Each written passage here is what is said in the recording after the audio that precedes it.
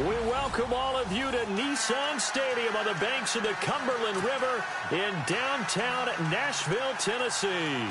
The scene a few moments ago, here it is. It's unlike any other in sport as both teams made their way out of the tunnel. These folks are fired up as their guys are ready to do battle between the Jacksonville Jaguars and the Tennessee Titans.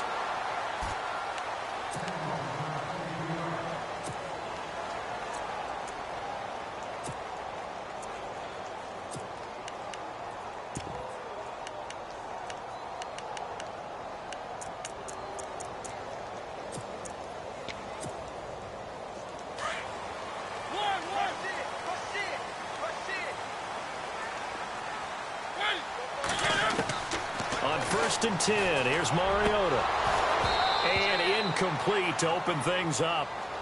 This team is not going to make it easy for you. They're a physical group, and we just saw it there on that play. They came in, made the contact, just as he's trying to haul it in.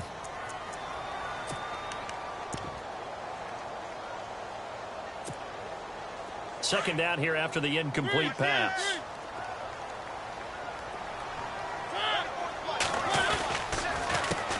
Now here's the first carry for DeMarco Murray.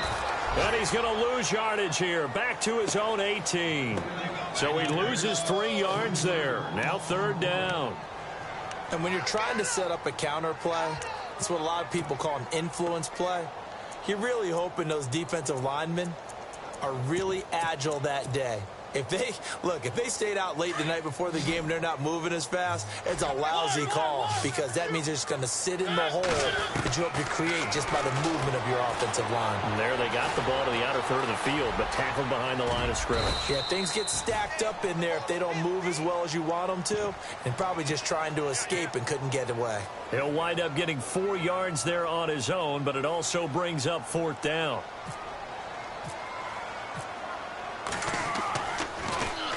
On is Kern, the punter, to send this one away.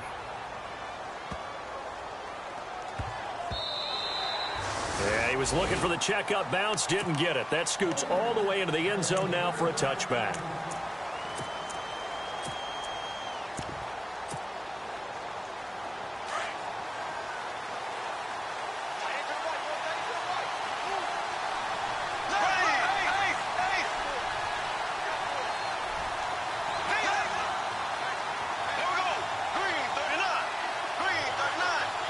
And they'll send the slot in motion left. Now a first carry here for Robinson. And he's going to lose yardage here. Back to his own 18. It's a loss of 2 there, bringing up 2nd down. I think there's one element that just keeps increasing on defense in the NFL, and that's speed. They want it at every position, and we just saw there some linebackers who can go sideline to sideline, run past that trash, go past people, and make tackles near the sidelines. Not only near the sideline, but also in the backfield there for the loss. And the hook up here with Jalen Strong complete. A good pickup there, 26 yards. Well, clearly one of his advantages as a passer is his height, sit back in the pocket, fired over the middle. That makes things tougher defensively, doesn't it? It really does, because your goal is to move the quarterback off his initial spot when he gets his drop back completed. But when you have that type of height, he can stay in there if he's willing to take the hits and just fire over the top, which saves him time and actually completes a play a little bit quicker than it normally does for a quarterback who has to slide and find open space to throw. They'll wind up losing 3 yards here, and it'll bring up a 2nd and 13.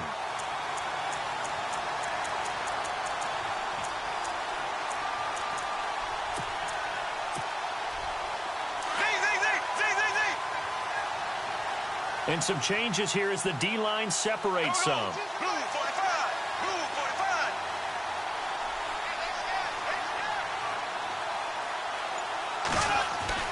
On 2nd down, here's Bortles. Under a heavy rush, and down he goes. Brian Orakpo.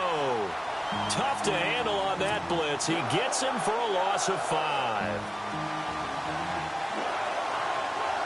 Following the sack, 3rd and long for Bortles and the Jags. Here's Bortles to throw. Under pressure again, and down he goes again. The game plan for any defense is finding ways to make a quarterback uncomfortable in the pocket. When you bring pressure from all angles, you never know who's going to get home. And